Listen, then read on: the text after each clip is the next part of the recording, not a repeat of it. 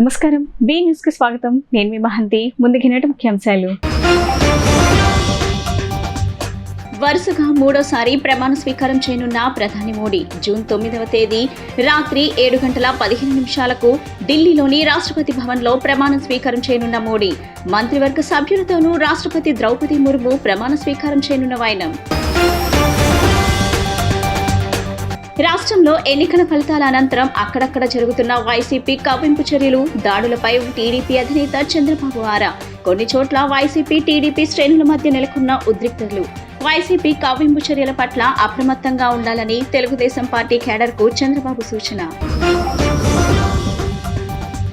YSR Congress party నేతలు సమావేశమైన మాజీ సీఎం జగన్మోహన్ రెడ్డి గెలిచిన వారికి అభినందనలు తెలిపిన జగన్ గెలవని వారికి నిరుత్సాహపడొద్దని ధైర్యం చెప్పే ప్రయత్నం చేసిన జగన్ రాష్ట్రపతి ద్రౌపది ముర్మును కలిసిన ఎన్డీఏ కూటమి భాగస్వామ్య పక్షాల నేతలు బీజేపీ పార్లమెంటరీ పార్టీ నేతగా మోడీని ఎన్నుకున్నామని ద్రౌపది ముర్ముకు లేఖ అందించిన నేతలు ఎన్డీఏ కూటమి పార్టీలు ఇచ్చిన మద్దతు లేఖలను రాష్ట్రపతికి సమర్పణ వరుసగా మూడోసారి ప్రధానిగా నరేంద్ర మోడీ ప్రమాణ స్వీకారం చేసేందుకు ముహూర్తం ఖరారైంది జూన్ 9వ తేదీ రాత్రి 7:15 ఢిల్లీలోని రాష్ట్రపతి భవన్లో ఈ ప్రమాణ స్వీకారోత్సవం జరగనుంది నరేంద్ర మోడీతోనూ మంత్రివర్గ సభ్యులతోనూ రాష్ట్రపతి ద్రౌపది ముర్ము ప్రమాణ స్వీకారం చేయించనున్నారు ఈ మేరకు రాష్ట్రపతి భవన్ నుంచి ఓ ప్రకటన వెలువడింది तो इस बार हम देखें कि कुछ इधर उधर कुछ जीत गया है, अगली बार सब हारेगा, हमको पूरा भरोसा है।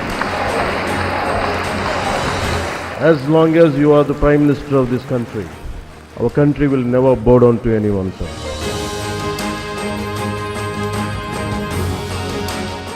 आप ही की वजह से सर आज दुनिया के सामने हम लोग गर्व से कहते हैं कि भारत देश की 5वीं सबसे बड़ी अर्थव्यवस्था बना, तो ये देन आपकी है।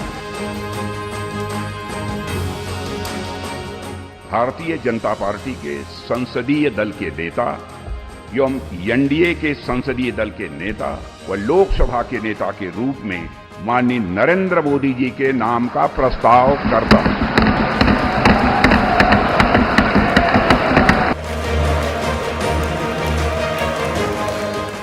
NDA new India, develop India, aspirational India,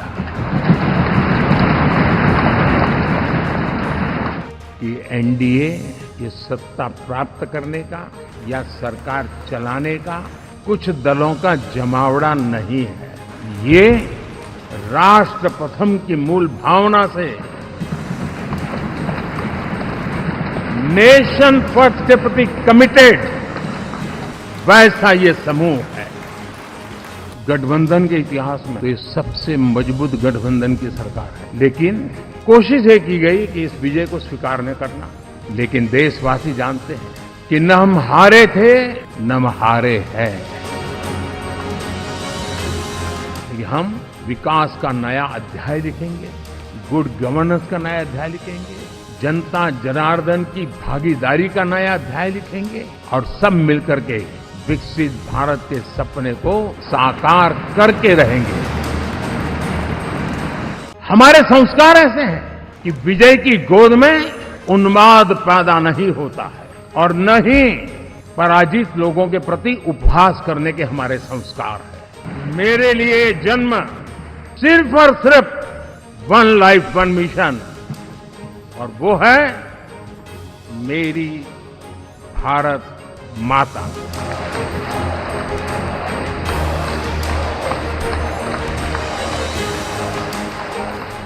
రాష్ట్రంలో ఎన్నికల ఫలితాల అనంతరం అక్కడక్కడ జరుగుతున్న వైసీపీ కవ్వింపు చర్యలు దాడులపై టీడీపీ అధినేత చంద్రబాబు ఆరా తీశారు కొన్ని చోట్ల వైసీపీ టీడీపీ శ్రేణుల మధ్య నెలకొన్న ఉద్రిక్తతలు ఘర్షణల విషయంపై ఆయన తమ పార్టీ నేతలతో ద్వారా సమాచారం తెప్పించుకున్నారు వైసీపీ కవ్వింపు చర్యల పట్ల అప్రమత్తంగా ఉండాలని తెలుగుదేశం పార్టీ కేడర్ కు చంద్రబాబు సూచించారు నాయకులు సైతం అప్రమత్తంగా ఉండాలని టీడీపీ అధినేత చంద్రబాబు స్పష్టం చేశారు ఎటువంటి దాడులు ప్రతిదాడులు జరగకుండా చూడాలని పార్టీ ఎమ్మెల్యేలు నేతలను ఆదేశించారు ఈ విషయంలో పార్టీ కేడర్ సహనంతో వ్యవహరించాలని ఆయన పిలుపునిచ్చారు వైసీపీ కార్యకర్తలు రెచ్చగొట్టే చర్యలకు పాల్పడినా పూర్తి సంయమనం పాటించాలని అన్నారు పోలీసు అధికారులు సైతం శాంతి భద్రతల అదుపులో ఉండేలా చర్యలు తీసుకోవాలని సూచించారు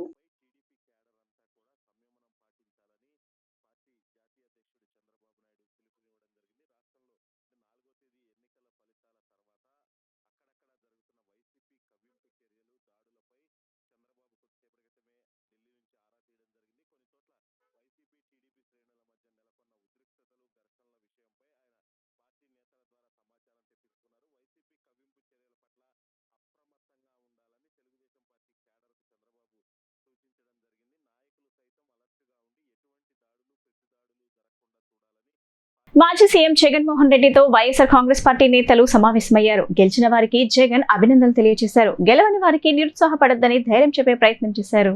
వైఎస్ఆర్ కాంగ్రెస్ కు పట్టున్న గ్రామాల్లో కూడా ఓట్లు పడలేదంటే ఈవీఎంలపై అనుమానాలు ఉన్నాయని, దీని గురించి లోతుగా విచారణ చేయాల్సి ఉందని నేతలు చెప్పారట. దీనికి జగన్ సమాధానమిస్తూ తనకు కూడా అనుమానాలు ఉన్నాయని, కాకపోతే ఆధారాలు లేకపోవడంతో ఇప్పుడు చేయటానికి ఏమీ లేదని తెలిపారు. మళ్లీ 5 ఏళ్ల తర్వాత ఖచ్చితంగా గెలుస్తామని, అప్పటి వరకు అధైర్యపడకుండా ప్రతిపక్ష హోదాలో అధికార పార్టీని ప్రశ్నిద్దామని వారికి తెలియజేసినట్లు సమాచారం. మరో 2 రోజుల్లో జగన్ పార్టీ నేతలందరి కోసం ఒక ప్రత్యేకమైన సమావేశాన్ని ఏర్పాటు చేయనున్నట్లు తెలుస్తుంది.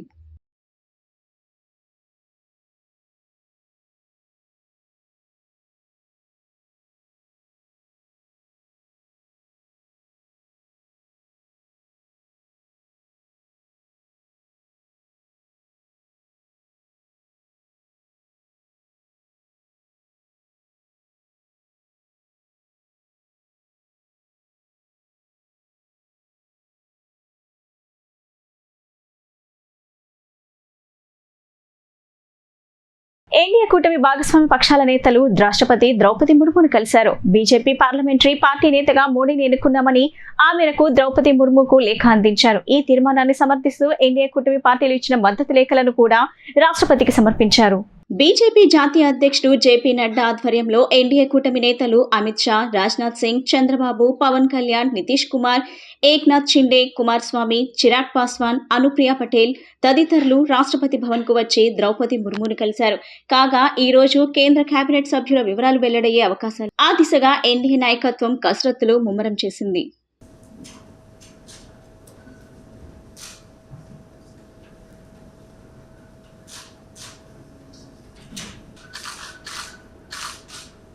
One more, ma'am.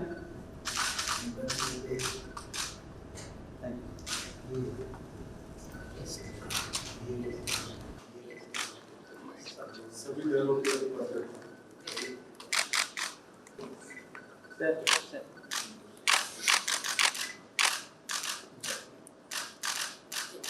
టీడీపీ అధినేత చంద్రబాబు 4వసారి సీఎంగా ప్రమాణ స్వీకారం చేసేందుకు ఏర్పాట్లు చకచకా జరుగుతున్నాయి. చంద్రబాబు ప్రమాణ స్వీకారం కోసం వేదిక సమయం ఖరారయ్యింది. ఈ నెల 12న ఉదయం 11:27 చంద్రబాబు ముఖ్యమంత్రిగా ప్రమాణ స్వీకారం చేయనున్నారు. గన్నవరం ఎయిర్పోర్ట్ సమీపంలోని కేసరపల్లి ఐటీ పార్క్ వద్ద చంద్రబాబు ప్రమాణ స్వీకార కార్యక్రమం నిర్వహించనున్నారు. ఏపీ అసెంబ్లీ ఎన్నికల్లో టీడీపీ, జనసేన, బీజేపీ కూటమి 164 స్థానాలతో ప్రపంచం సృష్టించడం తెలిసిందే. టీడీపీ 135 స్థానాలతో అతిపెద్ద పార్టీగా అవతరించింది. ఈ నేపథ్యంలో చంద్రబాబు ప్రమాణ స్వీకారం కోసం వేదిక సమయం ఖరారు చేశారు. ఈ నెల 12న ఉదయం 11:27 చంద్రబాబు ముఖ్యమంత్రిగా ప్రమాణ స్వీకారం చేయనున్నారు. గన్నవరం ఎయిర్పోర్ట్ సమీపంలోని కేసరపల్లి ఐటీ పార్క్ వద్ద చంద్రబాబు ప్రమాణ స్వీకార కార్యక్రమం నిర్వహించనున్నారు. టీడీపీ అగ్రనేతలు అచ్చెన్నాయుడు, టీడీ జనార్దన్ తదితరులు ప్రమాణ స్వీకార సభాస్థలాన్ని పరిశీలించారు. కాగా చంద్రబాబు ప్రమాణ స్వీకారోత్సవానికి ప్రధాని నరేంద్ర మోడీ, పలువురు ముఖ్యమంత్రులు వస్తుండటంతో భారీగా ఏర్పాట్లు చేస్తున్నారు. టీడీపీ నేతలు తొలుత మంగళగిరి ఎయిమ్స్ వద్ద స్థలాన్ని పరిశీలించినప్పటికీ అది అనువుగా లేకపోవడంతో గన్నవరం స్థలాన్ని ఖరారు చేశారు.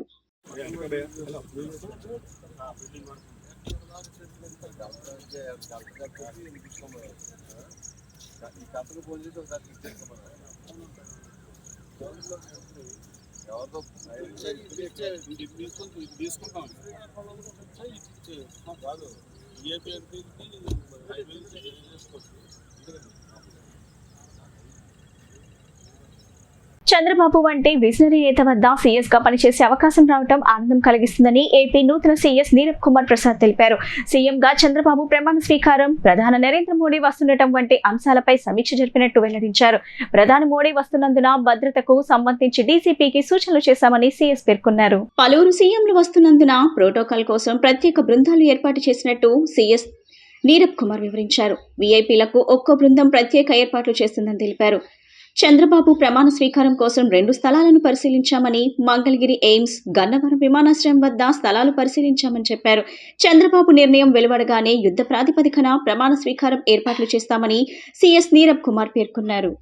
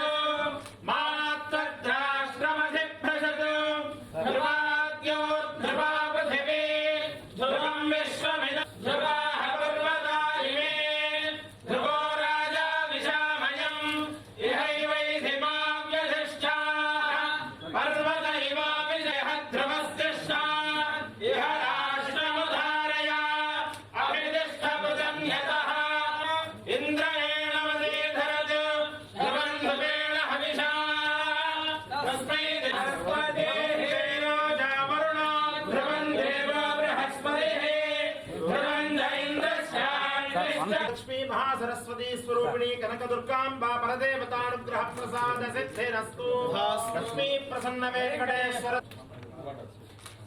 Thank you. शतमानं भवनाय त्रयत्र बाणा संपदन्ते बाणाय त्रयत्र बाणा संपदन्ति बाणा संपदन्ते कुमारा संपदन्ते बाणा संपदन्ते कुमारा शिकारा संपदन्ते कुमारा शिखा कुमारा संपदन्ते कुमारा शिखा संपदन्ति आयुष्येवेन्द्रिये प्रतिष्ठति महाकाली महालक्ष्मी महासरस्वती प्रसाद सिद्धिरस्तु मंगलानि भवन्तु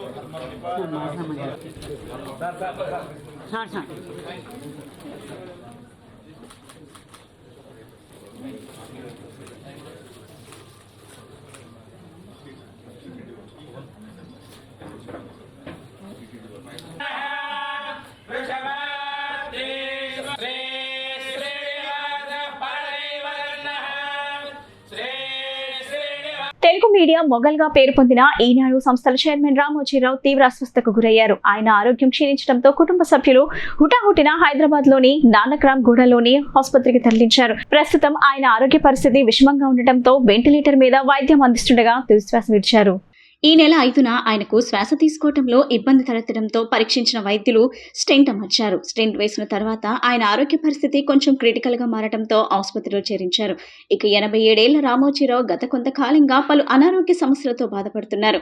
గతంలో కూడా ఆయన ఆసుపత్రిలో చికిత్స పొందారు. కాగా రామోజీరావు మీడియాతో పాటు అనేక వ్యాపారాలు నిర్వహిస్తున్న విషయం తెలిసిందే. ఈనాడు సంస్థలు, రామోజీ ఫిల్మ్ సిటీ, మార్గదర్శి చిట్ ఫండ్స్, ప్రియా ఫుడ్స్ వంటి వ్యాపార సామ్రాజ్యాన్ని రామోజీరావు నడిపిస్తున్నారు. తెలుగు మీడియాలో ప్రధానమైన ఈనాడు సంస్థ ఆయన ఆధ్వర్యంలోనే కొనసాగుతున్న విషయం విదితమే.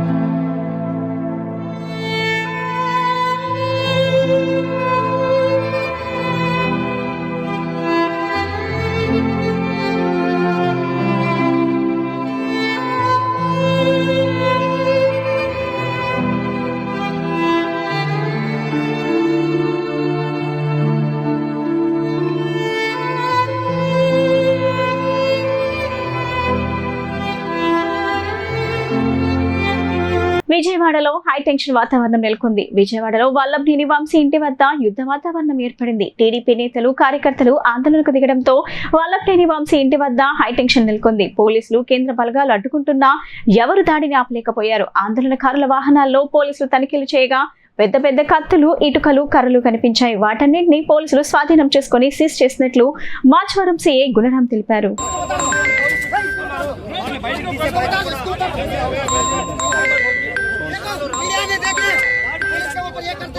పోలీసులు అయితే చెప్తున్నారు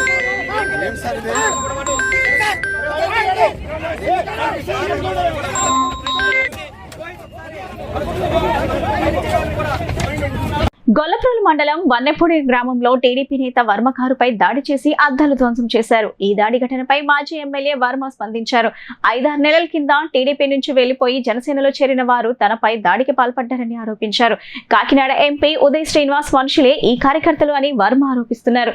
ఎన్నికల్లో ఎంపీ విజయం కోసం తాము శ్రమించినా ఈ దాడి జరిగిందని ఆవేదన వ్యక్తం చేశారు. పోలీసుల సమక్షంలోనే ఈ దాడి జరిగిందని, ఎదురుదాడి చేయడానికి చేతకాక కాదని తాము సంయమనం పాటిస్తున్నట్లు వర్మ చెప్పారు. చెప్పాను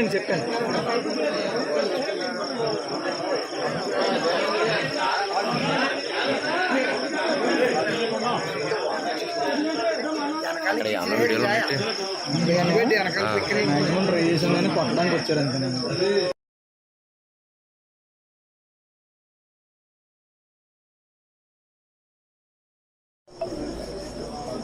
పవన్ కళ్యాణ్ గారు లాంటి సభ్యత పద్ధతి ఉన్న మనిషి దగ్గర ఎలక్షన్ చేసినందుకు గర్వంగా ఆయన దగ్గర నుంచి కానీ 2009 జనసేన పార్టీ దగ్గర నుంచి కానీ మాకు ఏ విధమైన ఇబ్బందులు లేవు. మేము ఎప్పుడు కూడా కలిసికట్టుగా ఒకే కుటుంబంలాగా మొన్న ఎలక్షన్ చేసాం, అటు పనిచేసాం. ఏదైతే తెలుగుదేశం పార్టీ నుంచి 5 నెలలు 6 నెలల ముందు వెళ్ళిన 20-25 మంది జనం ఉన్నారో వారిని స్థానిక ఎంపీ వైసీపీ పార్టీ అని చెప్పి పార్టీలో జాయిన్ చేసుకుని ఉండడం జరిగింది. వాళ్ళే ఈ దాడి చేశారు మణిపూర్లో. చేత చాలా అవుతుంటాయి, మేము ఫేస్ చేయాలో మాకు చేతగా కాదు, చేతగా కాదు. మేము ఈ దాడి ప్రత్యక్షంగా పోలీసులు ఉన్న చోట జరిగింది, పోలీసులు ఉన్నప్పుడు జరిగింది. మేము ఒక ఆయన్ని సర్పంచ్ గారిని కలవడానికి వెళ్ళాము. ఎలక్షన్లో రకరకాలుగా చేసాం. మేము పబ్లిక్గా చేసిన వాళ్ళు ఉన్నారు, చాటుని చేసిన వాళ్ళు ఉన్నారు, వెనకుండి మాకు హెల్ప్ చేసిన వాళ్ళు ఉన్నారు. ఇవన్నీ మేము చెప్పం కదా, ఊరందరికీ చెప్పాలి, పని నాకు లేదు కదా. నాకు ఆయన బాధ్యత చెప్పారు ఎలక్షన్, ఆ బాధ్యత నేను నెరవేర్చాను. చేత వాళ్ళు దాడి చేశారు, చాలా దారుణంగా దాడి చేశారు. అందులో మా పార్టీ మండల పార్టీ ప్రెసిడెంట్ గారు ఉన్నారు, ఎక్స్ జెడ్పీటీసీ ప్రసాద్ గారు ఉన్నారు, ఇంకో ఎక్స్ జెడ్పీటీసీ వల్లభరావు ఉన్నారు, ఇంకో ఆయన ఎక్స్ ప్రెసిడెంట్ నాగు ఉన్నారు, ఇంకో ఆయన పార్టీ ప్రెసిడెంట్ శివ ఉన్నాడు. ఎంతమంది ఉండగా సడన్గా సీసాలు ఇటుకు పెట్టారు. ఇది మండలంలో ఒక ప్రాక్టీస్ అయిపోయింది. గన్నవరంలో వల్లభనేని వంశీ నివాసంపై టీడీపీ గుండాలు దాడి చేశారంటూ వైసీపీ తీవ్ర ఆరోపణలు చేయడంపై గన్నవరం నియోజకవర్గం ఎమ్మెల్యే ఏర్లగడ్డ వెంకట్రావు స్పందించారు. వల్లభనేని వంశీ అనుచరులే తమ వాళ్లను రెచ్చగొట్టారని వెల్లడించారు. కొందరు పోలీసులు ఇంకా వైసీపీకి కొమ్ముకొస్తున్నారని ఆరోపించారు. గన్నవరంలో వల్లభనేని వంశీ నివాసంపై టీడీపీ గుండాలు దాడి చేశారంటూ వైసీపీ తీవ్ర ఆరోపణలు చేయడం తెలిసిందే. దీనిపై గన్నవరం టీడీపీ ఎమ్మెల్యే యార్లగడ్డ వెంకట్రావు స్పందించారు. వల్లభనేని వంశీ అనుచరులే తమ వాళ్లను రెచ్చగొట్టారని వెల్లడించారు. వంశీ అనుచరులు తమ వాళ్లను దూషించారని ఆరోపించారు. ఉద్రిక్తల నేపథ్యంలో సీఆర్పీఎఫ్ బలగాలు మా వాళ్లపై లాఠీచార్జ్ చేశాయి. సీఆర్పీఎఫ్ బలగాలు దాడిలో 8 మంది గాయపడ్డారు.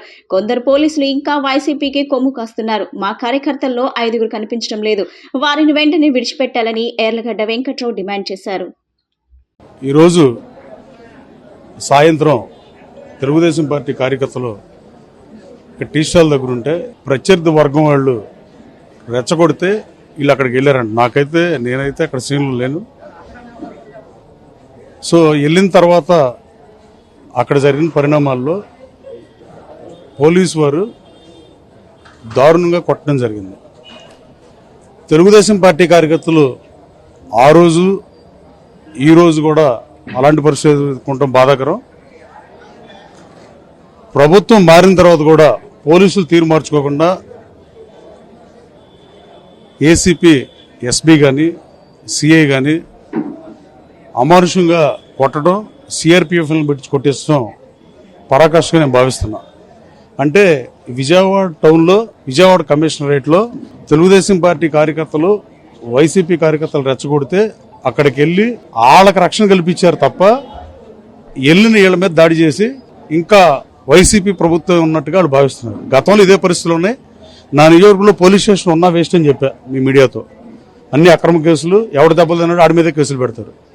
ఎనికేపాడులో అతను ఆ రోజు వస్తే ఆ రోజు 170 మంది పోలీసులు రోపట్టి పెట్టి ఉన్నందుకు సిగ్గుపడాలి పోలీసులు. అదే పోలీస్ సిస్టమ్ దాదాపు వాళ్లే ఉన్నారు ఆఫీసర్లు, సిపి గారు తప్ప. ఆంధ్రప్రదేశ్ ఎన్నికల్లో తాము ఓడిపోవడానికి ఎన్నో కారణాలు ఉన్నప్పటికీ ప్రధాన కారణం మాత్రం మాజీ సీఎం జగన్ తమకు సమయం ఇచ్చి సమస్యలు తెలుసుకోకపోవడమే అని కేతిరెడ్డి వెంకటరామిరెడ్డి అన్నారు. ఇతర వైఎస్ఆర్ కాంగ్రెస్ నేతలతో పోలిస్తే కేతిరెడ్డి కాస్త బెటర్. కనీసం ఆయన గుడ్ మార్నింగ్ ధర్మవరం అనే పేరుతో ప్రజల్లోకి వెళ్లి వారిని పలకరించేవారు. ఇతర నేతలు ఇలా చేసిన పాపాన పోలేదు. కార్యాలయంలో జగన్ తో పాటు ఎవడెవడో కూర్చొని గంటల తరబడి మాట్లాడుతుండేవారని, ఎమ్మెల్యేలు ఎంపీలు మాత్రం ఆయన అపాయింట్మెంట్ కోసం గేటు బయట పడిగాపులు కాచేవారని కేతిరెడ్డి అన్నారు. తమ బాధలు చెప్పుకోలేక జగన్ ను ఏమీ అనలేక మౌనంగా వెళ్లిపోయేవారని, తమ ఓటమికి ఎన్నో కారణాలు ఉన్నప్పటికీ ఈ దూరం పెట్టడం మాత్రం ప్రధాన కారణమని వెల్లడించారు. డెఫినెట్ గా దేర్ ఇస్ ఎ గ్యాప్. ఖచ్చితంగా ముఖ్యమంత్రి కార్యాలయానికి దీనికైతే ఒక గ్యాప్ వచ్చింది. ప్రతిదీ ముఖ్యమంత్రి గారికి చెప్పడం, ఆయనకి చెప్పడము, దాని రిజాల్వ్ కాకపోవడము. ఎమ్మెల్యేలు మంత్రులు కూడా చాలా సందర్భాల్లో వెయిట్ చేస్తున్న సందర్భం నేను చూశాను. బయట వెయిట్ చేస్తున్న సందర్భం, లోపల ఎవడో కూర్చొని మాట్లాడుతూ అంటాడు, చెప్పుకోలేడు, గొడవలేడు,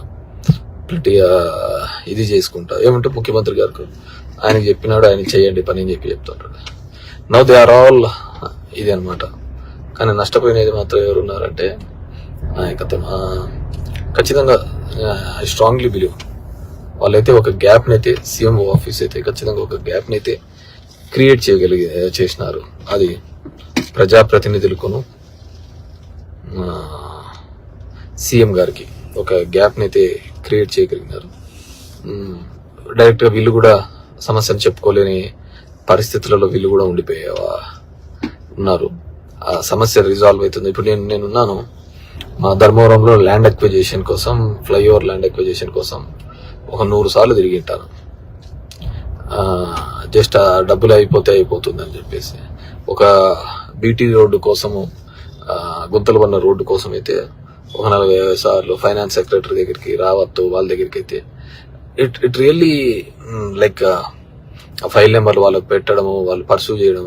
నా ఇంటికి వచ్చేదే జనాలకు సంబంధించినది ఫ్లైఓవర్స్ గవర్నమెంట్ ఆఫ్ ఇండియా నుంచి శాంక్షన్ ఇచ్చినాక ల్యాండ్ అక్విజిషన్ కి వెళ్ళినా కానీ ఎంటబడి పెడతా అంటే ఏదో వాళ్ళకు ఇది పడతానట్టు పోతా అంటే హోప్ సో. ఇప్పుడు డెఫినెట్ గా అయితే వాళ్ళు ఒక ముఖ్యమంత్రికిను ఎమ్మెల్యేలకు ఒక గ్యాప్ ని అయితే క్రియేట్ చేసింది. దానివల్ల ఓడిపోయినాము గెలిచినామని చెప్పడం లేదు, కానీ